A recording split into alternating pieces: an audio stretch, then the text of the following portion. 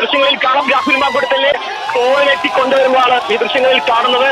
കാൽനടയായി തന്നെ രാഹുൽ എത്തും എന്ന് യൂത്ത് ലീഗ് പറഞ്ഞിരുന്നു. ഇപ്പോൾ തോളിലെത്തി പരിസരത്തേക്ക് കൊണ്ടുവരുന്നതാണ് കാണുന്നത്.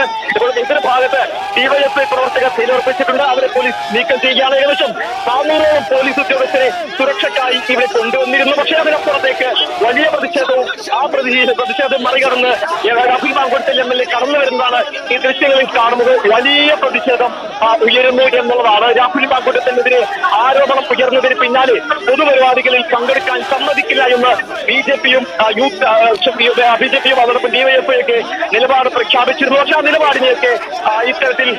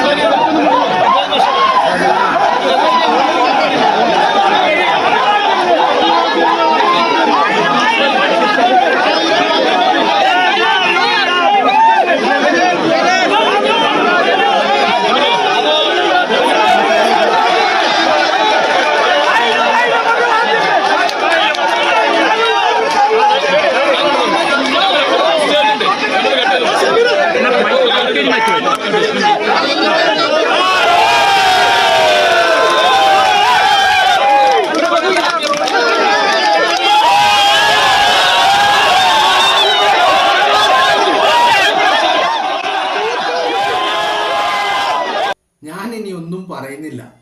ഞാനിനി എന്ത് പറയാനാ? ഇതിനപ്പുറം ഒരു ജനപ്രതിനിധിക്ക് ഇതിനപ്പുറം മറ്റെന്താണ് വേണ്ടത്? പ്രതിഷേധങ്ങൾ ഇപ്പൊ കഴിഞ്ഞ ദിവസം പോലും പിണറായി വിജയൻ ഈ പറയുന്ന ഫോർട്ട് കൊച്ചിയിലെ ഈ വാട്ടർ മെട്രോവുമായി ബന്ധപ്പെട്ട ഒരു പരിപാടിക്ക് വന്നപ്പോൾ അവിടെയും കരിങ്കോടി പ്രതിഷേധങ്ങൾ ഉണ്ടായിട്ടുണ്ട്. പ്രതിഷേധങ്ങൾ എല്ലാവർക്കും നേരെ ഉണ്ടാവാറുണ്ട്. എന്നാൽ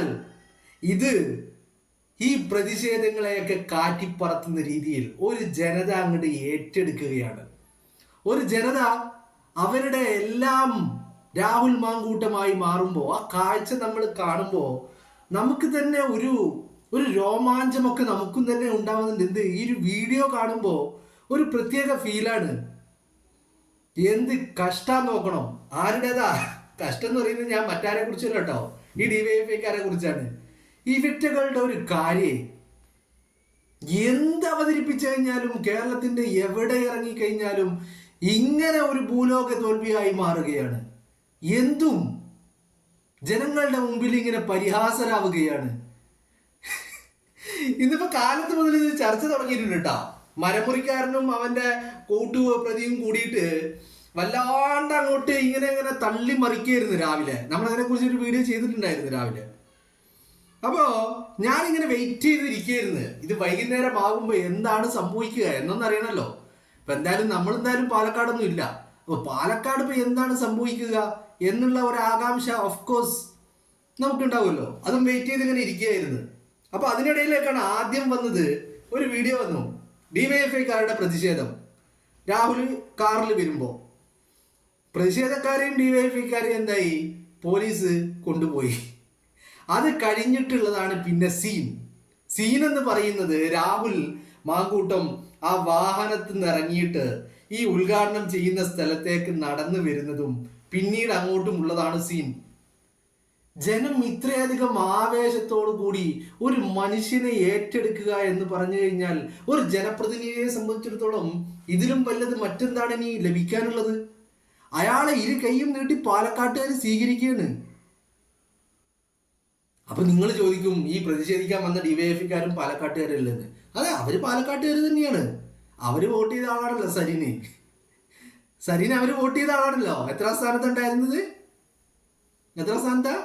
അതന്നെ രാഹുലിന്റെ പാലക്കാട്ടെ ഭൂരിപക്ഷം എന്തായിരുന്നു? പാലക്കാട് നിയോജക മണ്ഡലത്തിലെ ചരിത്രത്തിലെ ഏറ്റവും ഉയർന്ന ഭൂരിപക്ഷമല്ലേ രാഹുൽ മാങ്കൂട്ടം നേടിയെടുത്തത്.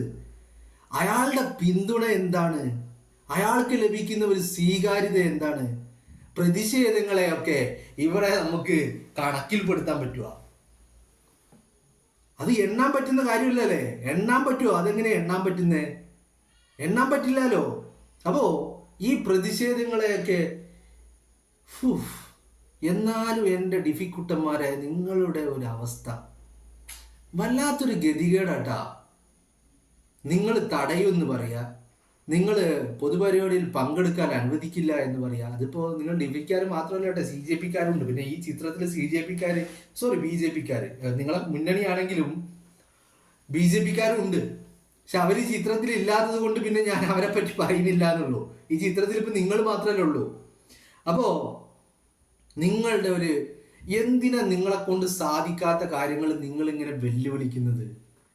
വെല്ലുവിളി കണ്ടിട്ട് ഭയന്നിട്ട് മൂലക്കിരിക്കുമെന്ന് നിങ്ങൾ പ്രതീക്ഷിക്കുന്നുണ്ടോ? അത് അങ്ങനെ ഒരിക്കലും നിങ്ങൾ പ്രതീക്ഷിക്കാൻ പാടില്ലല്ലോ. അതൊരു ന്യായമായ പ്രതീക്ഷയല്ലല്ലോ നിങ്ങളുടേത്. പ്രതിഷേധങ്ങൾ കണ്ടിട്ട് രാഹുൽ മാങ്കൂട്ടം മൂലക്കിരിക്കുമെന്ന് നിങ്ങൾ തോന്നുന്നുണ്ടോ? ഇത് വല്ലാത്തൊരു അവസ്ഥയായി പോയല്ലോ നിങ്ങളുടേത്. നിങ്ങൾ പ്രതിഷേധിക്കാൻ വരിക, അപ്പൊ നിങ്ങളെ പിടിച്ചു മാറ്റാന് നിങ്ങളുടെ രാജാവിന്റെ പോലീസുകാർ നിങ്ങളെ പിടിച്ചു മാറ്റുക, അതവിടെ മാറ്റി നിൽക്കാം. എന്നാലും രാഹുൽ ഇപ്പോ നിങ്ങളൊരു അവസ്ഥ നോക്ക്. നിങ്ങളെ മുന്നിൽ വെച്ചല്ല രാഹുൽ ഉദ്ഘാടനം ചെയ്യുന്നത്. നിങ്ങളെ മുന്നിൽ വെച്ചല്ല രാഹുൽ ആ ജനത്തെ അഭിസംബോധന ചെയ്യുന്നത്. രാഹുലിനെ ഇങ്ങനെ തോളിലേറ്റി ജനം കൊണ്ടുപോവുക, കാല് കുത്തിക്കാൻ വിടൂല എന്ന് പറയുമ്പോൾ നിങ്ങൾ വല്ലാത്തൊരവസ്ഥയാണ് കേട്ടത്. വല്ലാത്തൊരവസ്ഥയാണ്. ഇങ്ങനെ ഒരു എന്താ പറയണ്ടേ, ഇങ്ങനെ ഒരു ദുരവസ്ഥ ജീവിതത്തിൽ ആർക്കും ഉണ്ടാവരുത് എന്ന് ആഗ്രഹിക്കുന്ന കൂട്ടത്തിലാണ് ഞാൻ. നിങ്ങളുടെ ഈ ഒരു അവസ്ഥ എനിക്ക് തന്നെ വല്ലാതെ സങ്കടാവുകയാണ്. നിങ്ങളെ കാര്യം ആലോചിച്ച് നിങ്ങളെക്കുറിച്ച് ഓർത്തിട്ട് വല്ലാതെ സങ്കടാവുകയാണ്. കാരണം ഇങ്ങനെയും ഒരു തോൽവിയായി മാറുന്നത്, എല്ലാം എന്തു ചെയ്താലും ഇങ്ങനെ ഒരു ഭൂലോക തോൽവിയാവുന്നത് വല്ലാത്ത കഷ്ടമുണ്ട് കേട്ടോ. നിങ്ങളെ കാര്യം ആലോചിക്കുമ്പോൾ വല്ലാത്ത പരിതാപകരാണ് തോന്നുന്നത്. എന്താണെങ്കിലും നിങ്ങളുടെ വെല്ലുവിളികളൊന്നും ഇവിടെ ഏൽക്കില്ല മക്കളെ. പ്രത്യേകിച്ച് ഈ പറയുന്ന പാലക്കാടിൻ്റെ മണ്ണില് അവിടെ ആരാ രാജാവ് എന്ന് ചോദിച്ചു കഴിഞ്ഞാൽ അത് രാഹുൽ മാങ്കൂട്ടം തന്നെയാ. ആ നാട്ടിലെ ജനങ്ങള് ആ രാഹുലിനെ ഇരു കൈയും നീട്ടി സ്വീകരിക്കുക. ഇനിയിപ്പോ എന്താ നിങ്ങൾ പറയാ? ഇപ്പൊ പാലക്കാട് ബസ് ഫ്ലാഗ് ഓഫ് ചെയ്തപ്പോ നിങ്ങൾ പറഞ്ഞ ആരും അറിയാതെ തലയിൽ മുണ്ടിട്ട് വന്നിട്ടാ ചെയ്തത് എന്ന്. പക്ഷെ അവിടെ നിങ്ങളെ CIT-കാരുണ്ടായിരുന്നു, അവരാരും നിങ്ങളെ വിളിച്ച് അറിയിച്ചിട്ടില്ല. അത് നിങ്ങളെ ഒരു വിഷമമുണ്ട് അതിൽ നിങ്ങൾക്ക്. ഇനിയിപ്പോൾ അത് കഴിഞ്ഞിട്ട് കുടുംബശ്രീയിലെ പരിപാടി ഉദ്ഘാടനം ചെയ്തപ്പോൾ അവിടെയും നിങ്ങളുടേത് എന്ന് പറഞ്ഞ് എത്ര നൂറുകണക്കിന് സ്ത്രീകളല്ലേ അവിടെ ഉണ്ടായിരുന്നത്. അതിൽ നിങ്ങളുടേത് എന്ന് പറയാൻ ഒരു കനല് അവിടെയും ഉണ്ടായിരുന്നില്ലല്ലേ.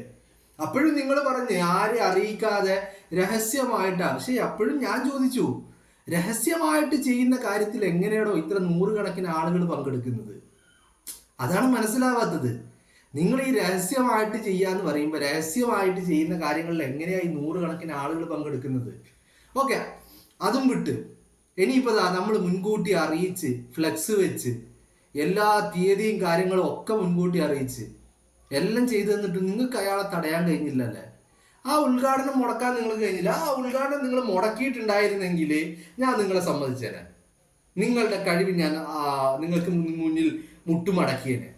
ഇത് ആ ഉദ്ഘാടനം നിങ്ങൾക്ക് തടയാൻ കഴിഞ്ഞോ? ഇല്ല. അതിനപ്പുറത്തേക്ക് നിങ്ങൾ കാണേണ്ട ഒരു മറ്റൊരു വിഷയമുണ്ട്. അത് പാലക്കാട്ടെ ജനത എന്ന് പറയുന്ന മഹാഭൂരിഭാഗം ആളുകളും രാഹുലിന്റെ കൂടെയാണ്. അത് നിങ്ങൾ മനസ്സിലാക്കണം. അത് മനസ്സിലാക്കാതെ നിങ്ങൾ ഇങ്ങനെ വെല്ലുവിളിച്ചിട്ട് കാര്യമില്ല. നിങ്ങളെ കൊണ്ട് സാധിക്കൂല.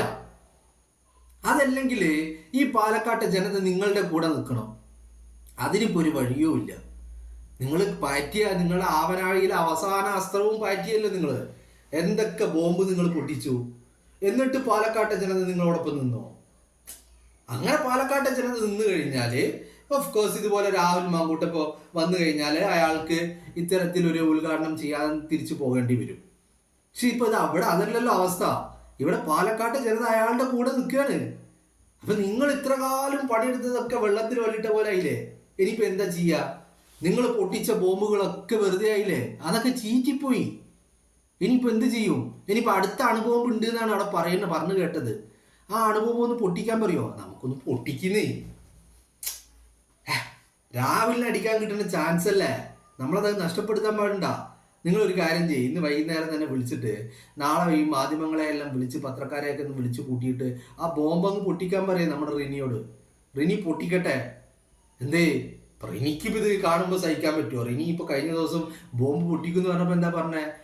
ഇത്തരക്കാരെ വെള്ള പൂശി കൊണ്ട് നടക്കാനാണ് തീരുമാനമെങ്കിൽ ഞാൻ പൊട്ടിക്കുന്നല്ല പറഞ്ഞേ. പൊട്ടിക്കണ്ടപ്പോ ഇതിപ്പോ വെള്ള പൂശിയല്ലല്ലോ ചെയ്യുന്നത്. ഇത് നല്ല ഒന്നാന്തരം കളർ പെയിന്റ് അല്ലേ അടിച്ചത് റിനി. ഇങ്ങനെ റിനിയുടെ ജീവിതത്തിൽ ഒരവസരം ഇങ്ങനെ ഉണ്ടാകുക? ജനങ്ങൾ തോളിലേറ്റി ഇങ്ങനെ ആഘോഷിക്കാനുള്ള ഒരു അവസരം മരിക്കുന്നതിന് മുമ്പ് റിനിക്ക് ഉണ്ടാകുക? അപ്പൊ റിനി പൊട്ടിക്കണം. ഇതൊക്കെ കണ്ടിട്ട് റിനി കുരി പൊട്ടിയിരിക്കുകയാണെന്ന് നമുക്കറിയാം. റിനി പൊട്ടിക്കേ. നമ്മുടെ ഡിഫിക്കുട്ടന്മാരൊന്ന് ആഘോഷിക്കട്ടല്ലേ? റിനി ആ ബോംബൊന്ന് പൊട്ടിക്കേ. അല്ലാതെ ഇപ്പൊ നമ്മളെ മുമ്പിൽ വേറെ മാർഗമില്ല. നമ്മളെ കുട്ടികള് ഡിഫിക്കുട്ടന്മാര് ആകെ തളർന്നിരിക്കുകയാണ്. രാഹുലിനെതിരെ ഉപയോഗിക്കാൻ വജ്രായുധങ്ങളൊക്കെ തീർന്നു. ഇനി അവശേഷിക്കുന്നത് ഒന്നുമില്ല. ഇനി ആകെയുള്ള ഒരു പ്രതീക്ഷ റിനിയിൽ മാത്രമാ. റിനി ആ ബോംബ് അങ്ങോട്ട് പൊട്ടിക്കണം. നമ്മുടെ ഡിഫിക്കുട്ടന്മാരെ പൂർവാധികം ശക്തിയോടുകൂടി തിരിച്ചു വരാൻ ഉള്ള അവസരം ഈ പറയുന്ന റിനി ഉണ്ടാക്കി കൊടുക്കണം. അല്ലാതെ ഇപ്പൊ ഞാൻ എന്താ പറയേണ്ടത് ഇപ്പൊ ഇതിനെ കുറിച്ചിട്ട് അല്ലേ? എന്തൊരു അവസ്ഥയാണല്ലേ? ഗതികേട് എന്നല്ലാതെ ഇപ്പൊ ഇതിനെന്താ പറയാ?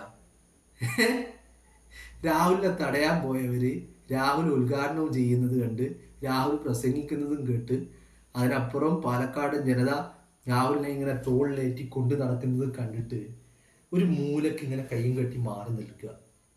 ഇതിലും വലിയ ഒരു